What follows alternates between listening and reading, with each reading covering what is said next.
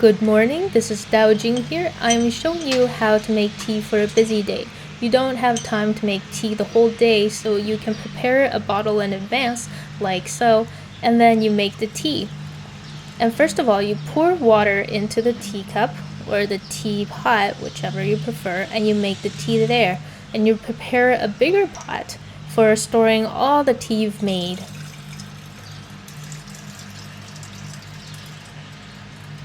And to know how many numbers of steeps you can make for tea, you have to know which type of tea you're making. So what I have here is 大红袍 or big red robe, and it can be steeped many times.